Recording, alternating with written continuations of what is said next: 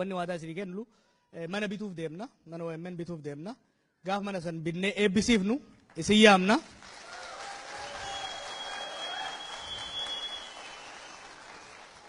Agartee manni ambaa manni alagaa tama alagaati. Sa'aatii nurratti miran. Osoo mana keenya ta'e amma wanni nurraa muraniif hin jiru jechuudha. Kanaaf waa'ee manaa kana hoggaan xiqqoo isin hime ofiisa sadaffaa jirra. Waajjira duraa turre waajjira sanitti rakkoon nutti muudame abaluu jennee quba qabuun jaaladhu. Achi keessaa baanee akka biraa seenne waggaa takka doonga'iin nurratti cufanii achi baanee amma rabbi haa kennuu fi latiifeen ilmi Oromoo tokko mana inni bite san keessa jirra. Achitti saaluun barbaannetti nu ta'an jiru mana keenya bitachuu barbaanne jechuudha. Kanaaf mana bitannaa arrallee wanni fundraising baay'ee isin hin dhiibinii fi gaafsan sirriitti isin qoshorochuudhaaf sirriitti isin hoquudhaaf waan deemnuuf warri qabattanis homaa miti gaafsan nu biddan rakkoon hin jiru. Jecha takkaalama jeetiin irraa bu'a. Waggaa afran irraa afur guutuuf waggaa deemnu yoo yaadattan yeroo Habashaan natti kaate waan bira waan ta'eef osoo hin ta'in ani ilma keessan ilma Oromooti waan jee qofaaf yeroo natti duulan dheesseetiin isin dhufe warri Minisoota. Yeroon dhufe akkuma irraa kanatti buqqaatanii bahuudhaan nu bira dhaabbattan. Gaafsa wanni waadaa galle jira. Jibba tuffii diinni Oromoo irraa qabu kana duulan irratti godhame kana cabsuu qofa osoo hin ta'in duula Oromoo irratti godhamu hunda cabsuu qabna. Kana cabsuudhaaf immoo duulli guddaan kan duratti godhamaa jiru gama miidiyaatiin waan ta'eef miidiyaa olaantummaa Habashaan qabdu kana cabsuu danda'u tokko gadi dhaabnaa jeen waadaa isin seene. Waadaa seennee ji'a 6 keessatti waadaa san gargaarsa rabbiitii fi gargaarsa keessaniin waadaa san wani rabbiillee galateeffadhu waadaa san osoo nyaatiin ji'a 6tti OMN gadi dhaabnee qilleensarraan isinii baafne. Gaafa OMN eegallu ijoollee wajjin dalayni waa baay'ee keessa dabarre waan inni isin jee ture. Qilleensa Oromiyaa bilisoomsinee jirra. Olaantummaa Habashaan qilleensa Oromiyaa irraa qabdu cabsinee jirra. Erga qilleensa Oromiyaa bilisoomsinee mataan uummata Oromoo waa walitti hidhamuuf lafa ofii uummanni Oromoo ni bilisoomsa jeen ture. Kan hoggaan jehu tarii waggaa 10tti uummata kana dammaysnee bilcheessinee jeetin ture. OMN biteetosu tokko yookiin immoo maarchi tokko eebbiftanii April 25tti fincilli maaster pilaanii dhooye jechuudha. Kana keessatti shoorri OMN shoorri miidiyaa keessanii xiqqaan turre. Waggoota 8 dabre kana keessatti Oromiyaan waggaa 3 duraatii fi taarraa takka miti. Oromiyaan Itoophiyaan waggaa 3 duraatii fi kaarraa takka miti. Kana gochuu kan goone miidiyaa qofaan osoo hin ta'in miidiyaa qabsoo tarsiimootiin walitti makuudhaan hojiin hojjetame hojii nama boonsu. Waan takka lamaan isin agarsiisa. Haalli qilleensaa xiqqoo confuse akka nama hin goone. Miidiyaa qabaachuun olaantummaa miidiyaa diinaa cabsuun bu'aa inni qabu isin hima. Torban 2 dura shira guddaatu Oromiyaa irratti hojjetamuuf ka'e. Dantaa addaa Oromiyaan Finfinnee irraa qabdu ni deebifne jedhanii ka haqa Oromoo fi mirga abbaa biyyummaa Oromoo fi Oromiyaan qabdu duuchuu danda'u wixinee tokko lafa kaayan. Wixinee san fuunee iccitii san guyyaa 3 qofa OMN irratti irraan mari'anne yoo isaan wallaahi billaahi nun goone jedhanii kakachuu eegalan jechuudha. Akka haqan dirqisiifne jechuudha.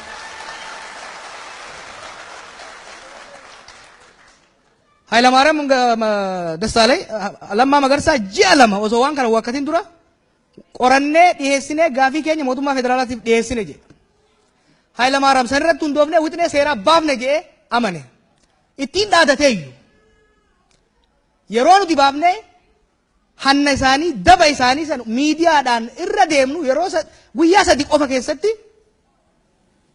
akka waakkatan waanuma dubbatan san akka hancufatufan san osoo isin hin qabbanaa'in akka liqimsan godhuu hin danda'ame jechuudha. This is the power of media.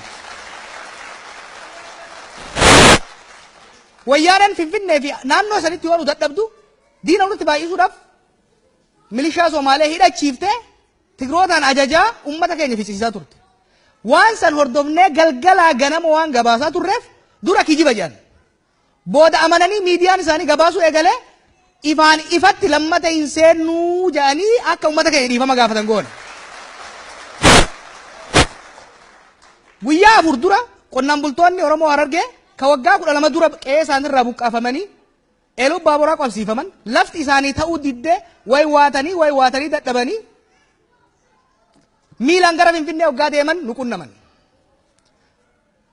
Guyyaa 2 irraa haasofnaan guyyaa takkitti nu irraa haasofneen itti aanaa pirezidantii fi wanni silaa opidiyoo jamte takkitti hin hafne jimma dhayite ummata miilarra kadhattee muularra buutee kadhataa jirti har'a. Dhagayaa. Miidiyaa feetan qabaadha. Miidiyaan odeeffannoo yeroo yeroon hordofee dura dubbachuun waan dubbatan san immoo sirriitti ilaamanii dhuka isii dha'uun mootummaa mirga kee dhageessisuu irratti waan xiqqaan ta'u. Dhumarra waan tokkoon isin hima. Barreen gaddaa rakkoon baqattootaa ni beektan. Barreen gaddaa waggaa ijoolleen hedduun dhumte ijoollee 14 hafte san hordofnee Rooyitarsii wajji hojjennee dookumantarii irratti hojjenne. Dookumantariin sun har'a gara afaan 21tti hiikamee ijoollee teenya biyya Awurooppaa keessa jirtu asaayilamiin gargaaraa jira jechuudha. Kanaaf wanni jechuu barbaannu maali? Gama OMN'n wanni waadaa isinii seenne waadaa hin cabsin waan hin dandeenye immoo waadaa isiniif hin seennu wanni nu isinirraa gaafannu komiin adda addaa ka'uu danda'a wilaabet.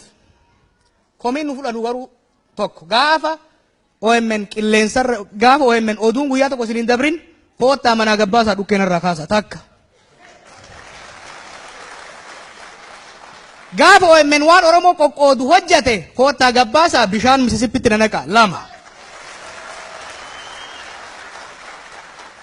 Gaafa OMN doorsisaa wayyaanee sodaatee arrabni isaa lallaafe gabbaasaati wayyaanee batti dipoortii na godhaa.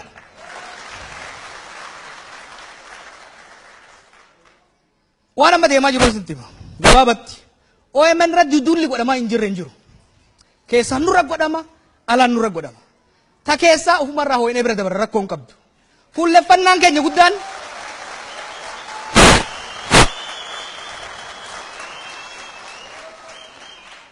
diinni OMN diinni uummata Oromoo tokkoof tokko qofa wayyaaneedha. Yeroo baay'ee intarneet irratti ololli yoo banamumaa deebiin kenninu hin jettan. Nuti iji teenya wayyaana irra fannifamte arrabni keenya wayyaana irra fannifame yeroo qabnu waan biraatiif hin qabnu jechuudha.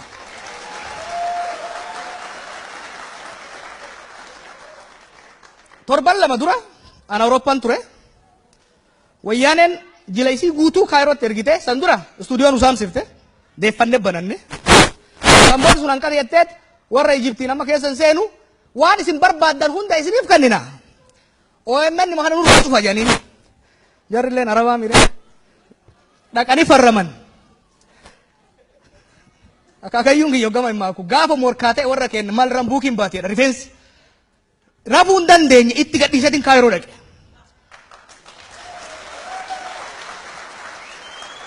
Firmaan wayyaanee fi jarri farrame osoo qalamni isii hin goggogin irraa haqee dhufe.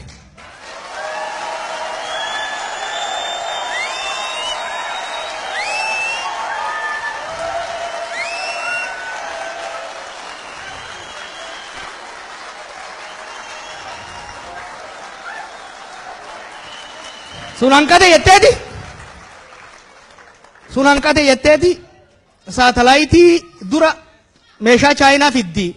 Hoggaa isin meeshaa chaayinaa fidde takka ka Awurooppaatiin takka ka Kanaadaatiin ka Ameerikaan xulluuf jennu teknooloojiidhaan nu dadhabde. Amma fuutee poolitikaa warra Faransaayiin walakka waa meeqa gama yeroon qabu kennitee fi dhiibbaa siyaasaa goote. Sanillee kadhanneetis sossobneetis waan tokkos waadaa gallee fi harka dachaafanne. Amma maal goote beeytanii? Dhayxeenuma saatalaayitii kana kasilaa gara Afrikaa deemu guutumatti bitatte. Dengadde yeroon an Ayowaa jiru karaan deemu jira jawween faanii beekanii makiina anu eegtaa makiina irratti illee intarneetuma laala. Osoon intarneet ilaaluu jiru rabbi si haa gargaaru OMN intarneet irraa bu'e jedhanii natti ergan. Qoca rabbi qocaatu jaan bineeyyiin hedduu walga'aniiti walga'ii qocaan ture egaa lafarra deemami. Hoggaa lafarra deemu achi itti muran yeroo hunda inni balleet nu tursiisa akkuma walga'ii har'aa kana. Maal haa goonu jennaan hin ajjeefne janiin. Hilleetti ninki jibdii mi tuf jettee fiiteetti dhuftee qoca maal si jeesu itti muran jennaan eenyu faan jaldeessi faan waraaboo faan leenci faan qeerransi faan rabbi hoo keessa jiraa jeen hin jiru jennaan itti dhiisi gatteen. Gargaarsa rabbiitillee dhiifnu carraaqqadha jedhe nu maal goone already akka tun dhufu hedduu waan shakkineef kontiraata lamaa sadi qopheeffanne. Inni gaafa gaafa hojjaa dura irraa nu buufte nu gaafa kamisaa xulluu jennee baanee jirra jechuudha. Kan isaan irra guddaan naa hirsaa irratti.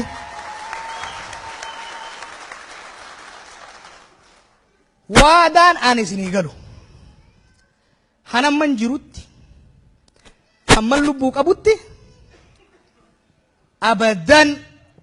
abadan wayyaanee haa taatu waa hillan isii haa taatu OMN cufsiisu laaffisu qilleensarraa buusu hin dandeessu.